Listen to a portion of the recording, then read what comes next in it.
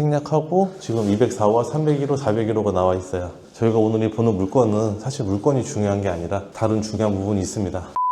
그러면 하나만 인정이 되고 나머지는 다 현금 청산 되는 물건이죠. 안녕하세요. 이가루 경매 김준형입니다. 제가 오늘은 독산 시흥 신속통합기획 지정된 구역에 나와 있습니다. 최근에 신속통합기획이 상당히 핫한데요. 서울의 재개발 관련된 이슈들이 연일 유튜브와 기사로 보도가 되고 있습니다. 그만큼 최근에는 서울 지역의 재개발 관련해서 관심을 갖는 분이 많이 늘었다, 이렇게 생각이 되고요. 저희 회원분들 중에서도 서울 지역의 신속통합기획이나 모아주택에 관심을 상당히 많이 갖고 계신 것으로 알고 있습니다. 그래서 저희가 오늘 서울 서남부권의 가장 핫한 지역인 독산동에 나와 있는 거고요. 그 핫한 지역 중에서도 독산 시흥 구역이 가장 진행 속도가 빠릅니다. 독산동 일대를 보면 4개 정도의 구역이 지정이 되어 있는데요. 그 중에 첫 번째로 가장 빠른 지역이 독산 시흥 구역이고요. 현재 동의율이 76%가량이 된다고 합니다. 그래서 조합 설립인가가 들어가 있는 상황이고, 재개발 사업은 상당히 속도감 있게 진행이 될 것으로 예상이 되는 구역입니다. 제 뒤에 있는 저기 아파트가 금천 구청역 롯데캐슬 아파트입니다. 지금 현재 시세가 한 12억 정도 된다라고 하는데요. 저 금천 구청역 롯데캐슬 바로 맞은편에 위치해 있고요. 저희 구역도 재정비 사업이 완료가 되면 2072세대의 대규모 아파트 단지로 조성이 됩니다. 그리고 독산동은 신안산선을 빼놓고 이야기를 할 수 없습니다. 그래서 시흥 사거리역과 신독산역 근처에 위치해 있는 구역이고요. 어느 역을 이용을 해도 도보로 충분히 이동이 가능한 위치에 있습니다.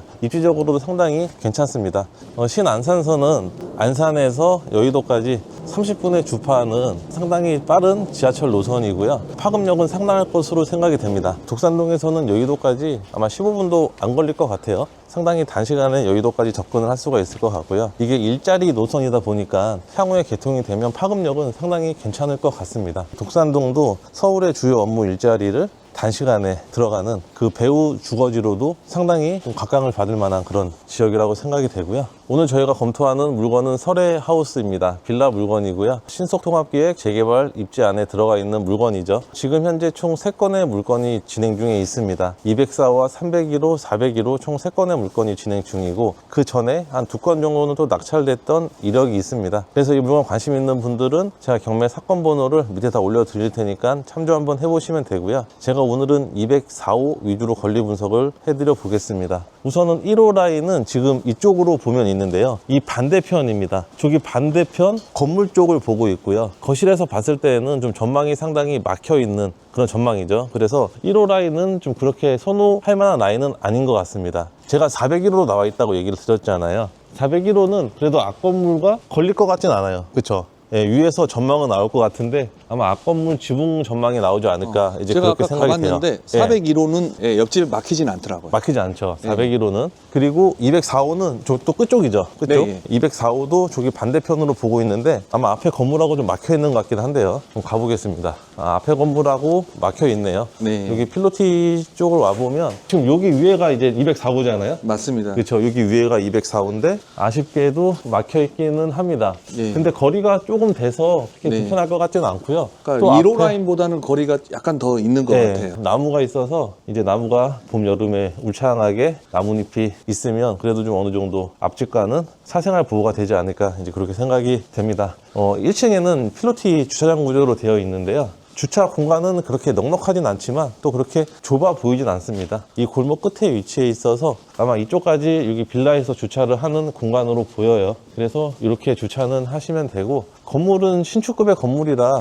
아마 내부 상태는 상당히 괜찮을 것으로 생각이 됩니다. 그리고 우리가 빌라를 임장할 때 봐야 될 부분이 지금 이게 주택관리 전화번호가 있잖아요. 이게 주택관리 회사에다가 전화를 해서 관리비 미납 여부도 좀 확인을 해봐야 됩니다. 네, 요즘에는 빌라에서도 관리비가 미납이 되면은 관리사무소에서 납부를 하라라는 통지를 하기 때문에 사전에 좀 확인을 해볼 필요성은 있습니다. 건물은 일단 1층은 괜찮은 것 같아요. 괜찮은 것 같고 내부로 들어가 보도록 하겠습니다. 네.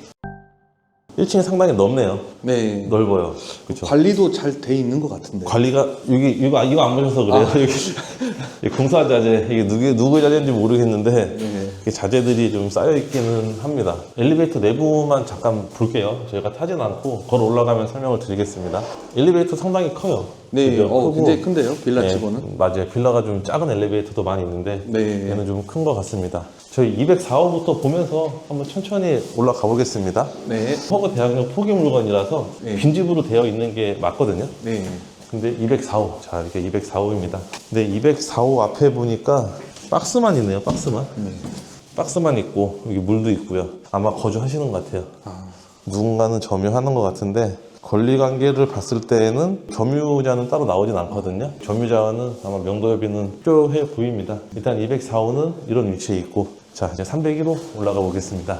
제가 아까 좀 먼저 와서 예. 우편함을 좀 봤는데, 아, 보셨어요? 예, 301호도 우편함에 네.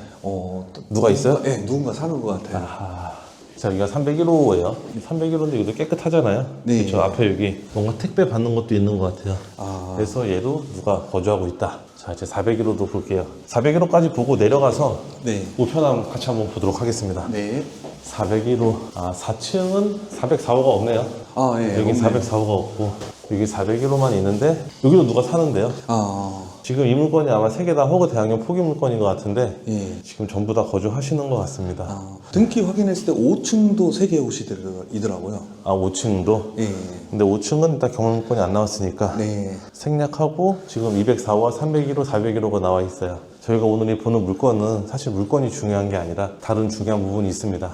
이제 엘리베이터 타고 내려가 볼게요. 네. 여기 1층에 보면은 이제 여기 우체통이 있습니다. 우편함이죠. 301호. 자, 거주하고 계시네요. 거주하고 있네. 연예인 이름과 똑같습니다. 이게 방송이라 실명은 거론하지 못하니까. 그리고 204호.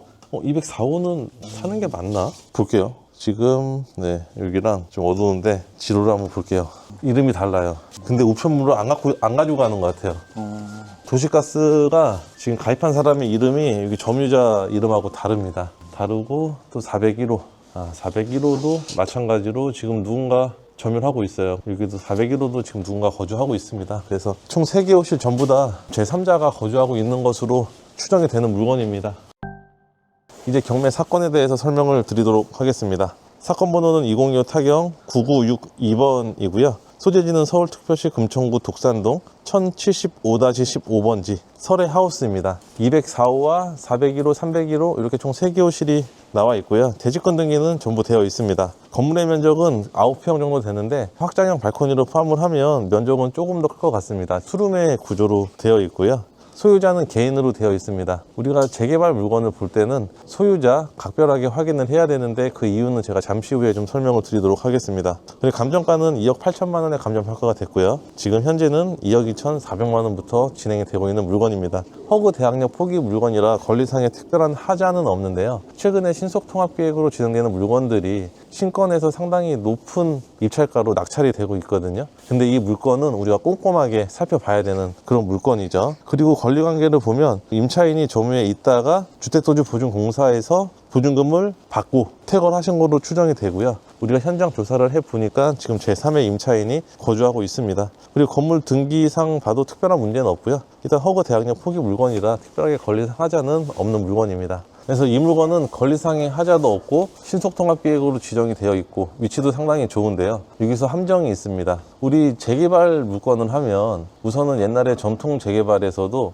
조합 설립 인가 이후에 조합원 지위를 승계받기 위해서는 조건이 한 가지가 있죠. 그 해당 조합원이 다물권자가 아니어야 됩니다. 다물권자이면 하나만 인정이 되고 나머지는 다 현금 청산되는 물건이죠. 신속통합계획에서 다물권자 확인하는 기준은 조합 설립일 또는 사업 시행자 선정일입니다. 조합 설립 인가보다 사업 시행자 선정이 이미 작년 8월 20일 날 된 상황이죠. 작년 8월 21일 기준으로 선을 그어놓고 그때 이후에 다물권자인지를 판단을 해야 되는데 저희가 이 물건을 확인해 본 결과 이 물건은 다물권자의 물건이라 나중에 현금 청산 대상입니다. 즉 아파트를 받을 수 없다는 그런 얘기겠죠. 그래서 상당히 위험한 물건이고요. 아마 이번 회차에는 이런 내용들을 충분히 인지하고 입찰 검토를 해야 되는 물건이라고 생각이 됩니다. 근데 이런 내용들을 모르고 입찰했다가는 나중에 내가 현금 청산 대상자이구나 라는 걸 알게 됐을 때는 상당히 좀 허무하겠죠. 사실 재개발은 입주권을 받기 위해서 투자를 하는 건데 입주권이 안 나오고 청산 대상자다. 상당히 허무할 것 같습니다. 그렇지 않나요? 네. 네. 그래서 이런 부분들은 충분히 조사를 하고 입찰에 참여를 해야 되고요. 최근에 신속통합기획이 상당히 붐처럼 일어나고 있어요. 그리고 슬슬 성과도 나타나는 것 같습니다. 그래서 이런 부분들로 이제 많은 분들이 좀 관심을 갖고 계시는데 관심이 많아질수록 우리는 주의해야 될 부분들을 조금씩 더 확인을 해야 되는 그런 필요성은 있겠죠. 그리고 저희가 재개발, 재건축 관련해서 이제 1월 달에 특강도 진행을 하고 있으니까요. 저희 카페를 통해서 공지를 올려드리도록 하겠습니다. 그리고 아까 저기 학상님께서 현장 오셔가지고 부동산 먼저 좀 들려본 걸로 알고 있는데 네. 혹시 어떤가요, 분위기가? 이쪽 같은 경우에 지금 현재 독산동에서 네. 가장 속도도 빠르고 해서 네. 물건이 거의 없습니다. 물건이 없죠. 물건은 거의 없고 네. 그래서 비교 대상할 물건이 없는데 부동산 사장님과 한참 이야기를 나눠봤는데 그래도 이게 만약에 입주권에 문제가 없는 물건이었다고 한다면 그쵸. 최소 3억 5천에서 4억 이상도 받아볼 수 수 있다. 있는 그 그러네요. 정도로 좀 분위기는 그랬습니다. 지금 감정가가 2억 8천이니까 사실은 감정가 이상으로 낙찰을 받는 게 맞는 건데 네. 얘는 다물권자라 현금 청산, 그래서 유찰이 됐고 이번 회차에는 좀 실수하지 않는 분들이 나왔으면 좋겠어요. 그리고 지금 현재 또 상당히 큰 함정이 있습니다. 만약에 이 물건이 다물권자가 아니다라고 하더라도 지금 현재 구청이나 추진위에서는 소유자에 대한 다물권자만 확인되어 있는 상황이고 세대 1에 대한 다물권은 확인이 안 되고 있는 상황이거든요. 그래서 세대 1의 다물권자인지는 전혀 확인이 안 되고 있는 거죠. 그러면 네. 사실 조합 설립이 돼서 네. 조합에서 일을 한 다음에 확인을 하는 게 더 안전한 거잖아요. 그렇죠. 지금 얘가 내년 2월 달 정도에는 이제 조합 설립이 된다고 하니까 그때 확인하는 게 더 안전할 것 같습니다.